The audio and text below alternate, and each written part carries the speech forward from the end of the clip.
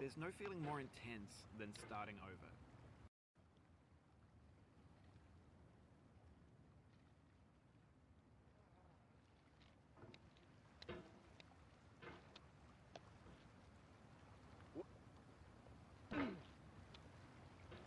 There's no feeling more intense than starting over. If you deleted your homework the day before it was due, as I have, or if you left your wallet at home and you have to go back after spending an hour in the commute. If you won some money at the casino and then put all your winnings on red and came up black. If you got your best shirt dry cleaned before a wedding and then immediately dropped food on it.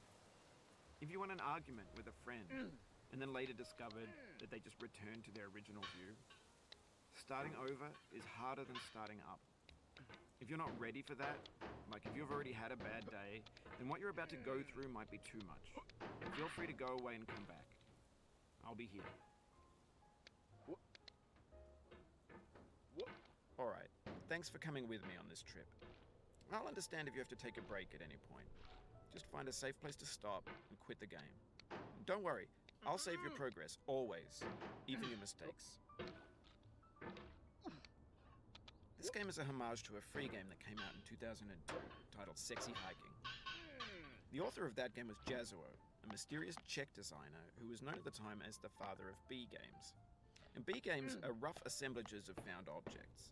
Designers slap them together very quickly and freely, and they're often too rough and unfriendly to gain much of a following.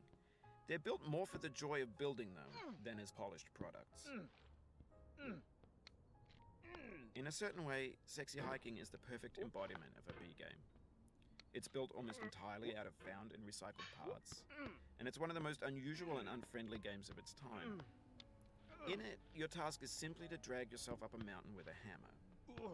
And that act of climbing, in the digital world or in real life, has certain essential properties that give the game its flavor. No amount of forward progress is guaranteed. Some cliffs are too sheer or too slippery. And the player is constantly, unremittingly in danger of falling and losing everything. Anyway, when you start Sexy Hiking, you're standing next to this dead tree that blocks the way to the entire rest of the game. It might take you an hour to get over that tree, and a lot of people never got past it. You prod and you poke at it, exploring the limits of your reach and your strength, trying to find a way up and over. And there's a sense of truth in that lack of compromise. Most obstacles in video game worlds are fake. You can be completely confident in your ability to get through them once you have the correct method or the correct equipment or just by spending enough time. In that sense, every pixelated obstacle in Sexy Hiking is real. The obstacles in Sexy Hiking are unyielding, and that makes the game uniquely frustrating. But I'm not sure Jazuo intended to make a frustrating game.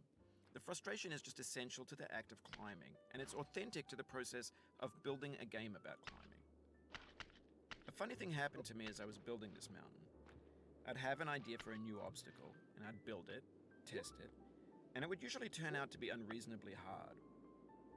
But I couldn't bring myself to make it easier. It already felt like my inability to get past the new obstacle was my fault as a player rather than as a builder. Imaginary mountains build themselves from our efforts to climb them, and it's our repeated attempts to reach the summit that turns those mountains into something real. When you're building a video game world, you're building with ideas, and that can be like working with quickset cement. You mold your ideas into a certain shape that can be played with, and in the process of playing with them, they begin to harden and set until they're immutable, like rock. And at that point, you can't change the world. Not without breaking it into pieces and starting fresh with new ideas. For years now, people have been predicting that games would soon be made out of prefabricated objects, bought in a store and assembled into a world. And for the most part, that hasn't happened, because the objects in the stores are trash.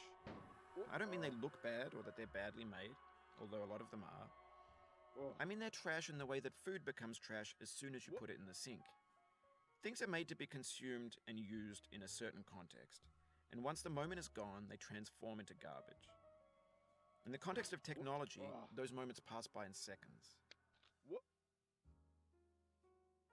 Over time,